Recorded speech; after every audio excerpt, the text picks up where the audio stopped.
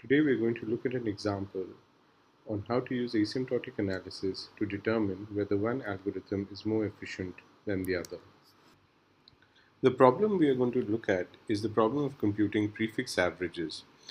The prefix average problem can simply be understood as follows: that you're given a sequence of numbers, let's say stored in an array called X, and we want to compute another array in which the jth element of the array aj, is the average of the first j plus 1 elements of the array X. So this is a problem which has a lot of applications in many different areas.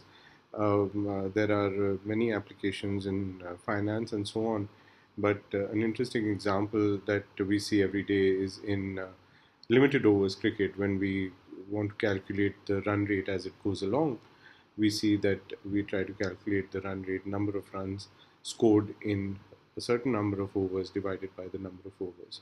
So the prefix averages problem comes up in many places. We don't need to go into all of them. Let us just go ahead and look at an algorithm which computes these prefix averages.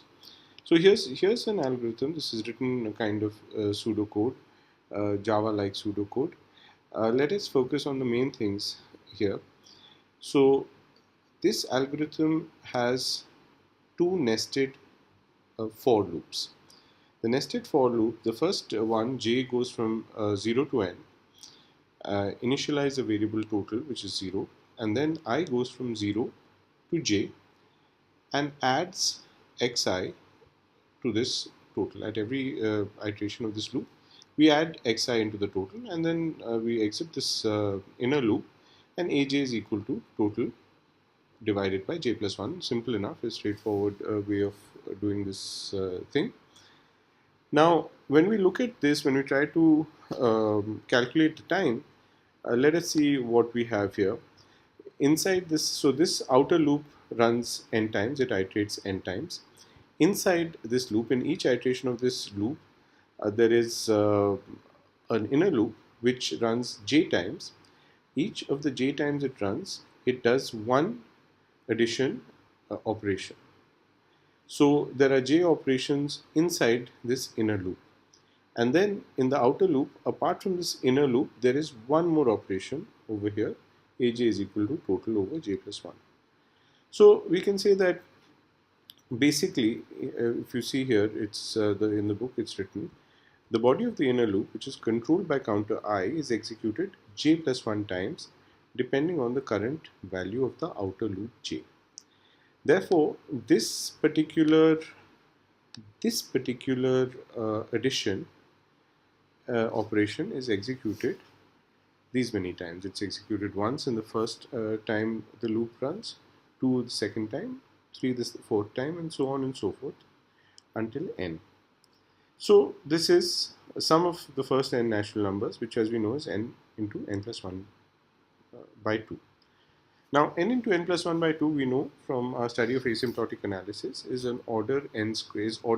It's a function which is order n squared. What is not mentioned here in the book, but we know, is that this is not just big O n squared, it is also big omega of n squared, and hence it is theta of n squared. So fine, we've seen an algorithm which computes prefix averages in theta n squared time. Now let's look at another algorithm which does prefix averages faster. It's a very natural improvement, as we will see. In this algorithm, we run only a single loop which goes from 0 to n. At every iteration of this loop, the variable total, which was initially set to 0, adds xj, the next element. So after I iterations, when after the end of the ith iteration, total carries the value x0 to xi, and in the I plus 1th iteration, I plus 1 gets added to total.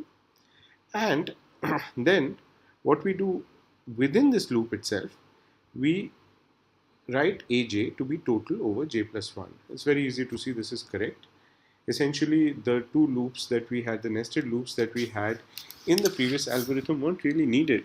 You can just go along the array x, adding xi at every step, and at every step you have the running total, and you simply need to divide it by j plus 1. The running time here is basically n steps. This particular addition operation gets done n times. So it's straightforward enough to see, and this division and assignment is another n times. So this the running time here is big O of n, because there are this loop runs n times, and there are a constant number of operations being done in here, and there are constant number of operations up here. So this is big O of n, but it is also omega of n.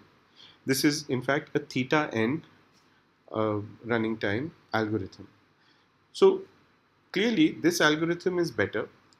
The reason it is better is that this is theta of n, and that is theta of n squared. A sharper way of saying it, more precise way of saying it, is that this algorithm, the second algorithm, prefix average 2 as they call it, runs in time which is little o of the time taken by prefix average 1, which runs with two nested loops. So in order to differentiate and to say that one algorithm is in fact faster, the little omega argument needs to be made, although for simplicity in this book they have not made that argument.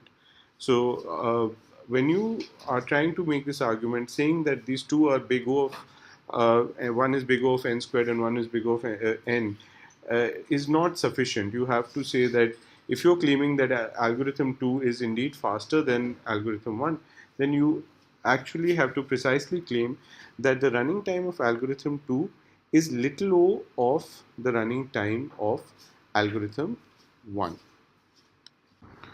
Hopefully this small example gives us an inkling that big O notation and all that comes with it is not simply a mathematical abstraction, but is actually used in practice to distinguish between algorithms, distinguish between efficiencies of algorithms, which lead to important engineering choices. Just to wrap up this video, let's look at this nice little exercise from the textbook. If Px is a polynomial of degree n, that is, it is described by an array ai, which gives the coefficients of the corresponding to different exponents. There's describe a simple order n squared. I should correct this and say theta n squared algorithm for computing Px. Give a slightly more efficient algorithm which is theta n log n for computing Px based upon a more efficient calculation of xi.